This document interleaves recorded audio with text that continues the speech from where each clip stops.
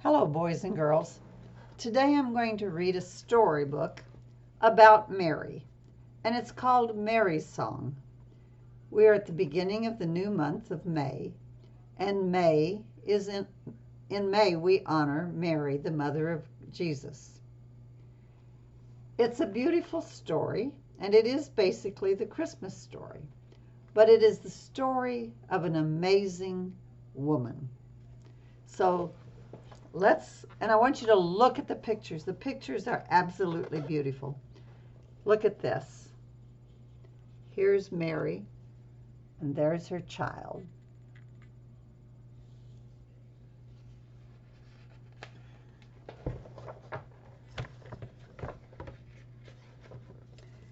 Our title page is Mary's Song, written by Lee Bennett Hopkins, illustrated by Stephen Alcorn.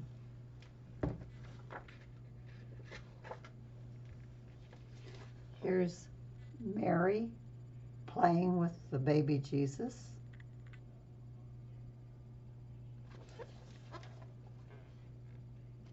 It wasn't the angel Gabriel. His voice was so quiet, soft when he whispered, "Thou shalt bring forth a son, and shall call his name Jesus.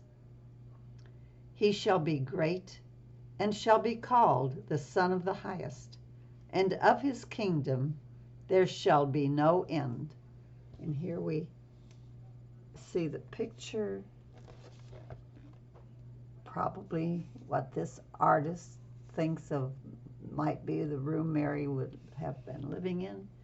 And there's the angel speaking to Mary as the artist shows it. And you notice that there's a little kitty cat right here.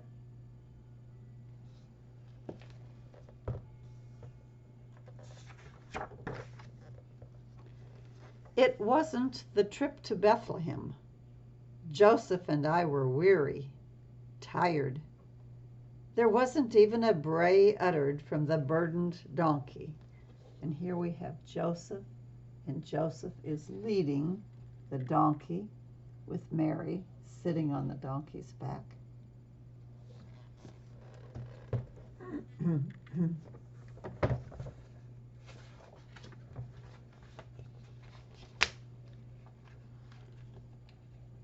It didn't start the moment he was born.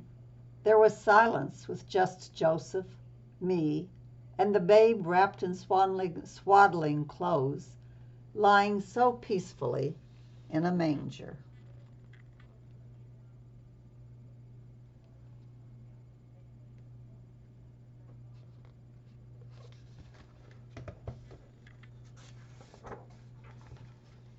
It began suddenly. First were mumblings from simple shepherds, who came from nearby fields, who were told by an angel, "Today a Savior is born unto you, and he is Christ the Lord." They knew at once they had to see him.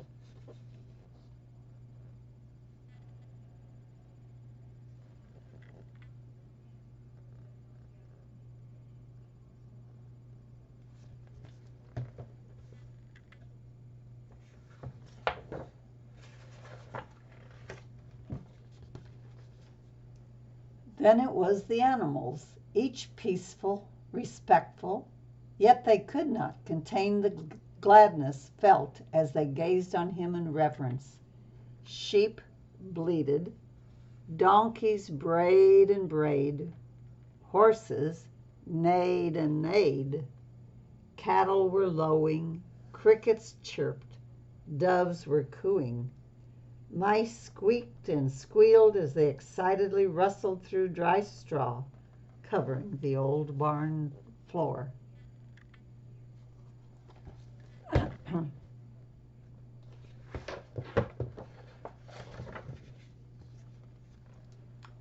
I even thought I heard a whisper from Spider above the manger, spinning her web, though I know what silent spinners spiders are. And there's the spider. There's Joseph and Mary with the child.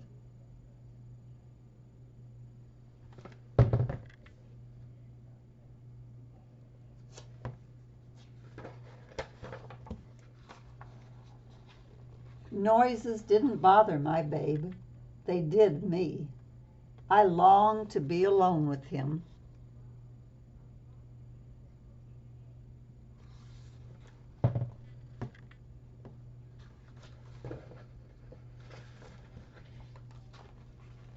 At last, one by one, each shepherd, each animal left the barn, except Spider, whose huge, commanding web shone down like the brightest crystallized star I had ever seen. The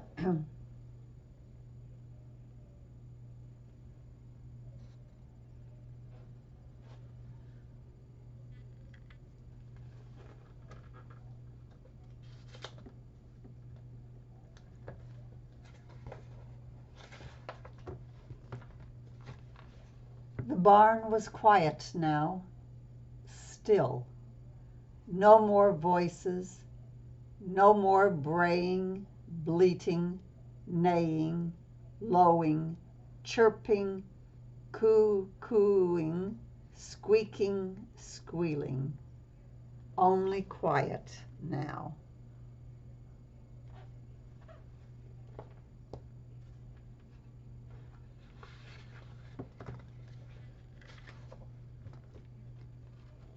Quiet.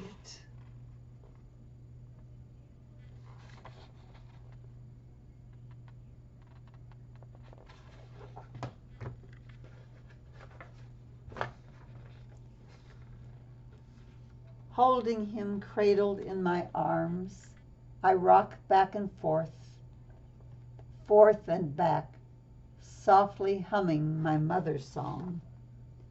I wonder what will become of him, my sweet, innocent babe.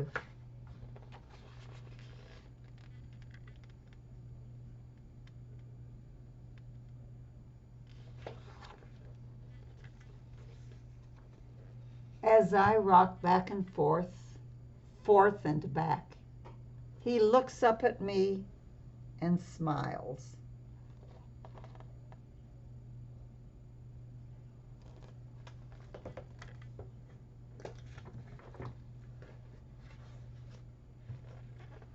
I look up at the web. Spider seems to be humming a mother's song to her newborn too.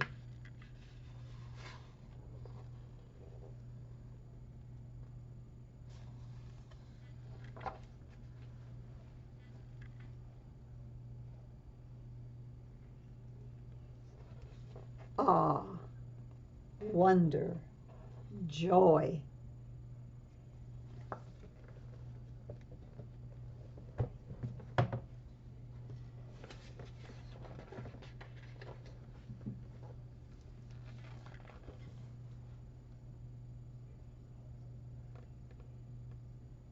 And that's the last picture in the book.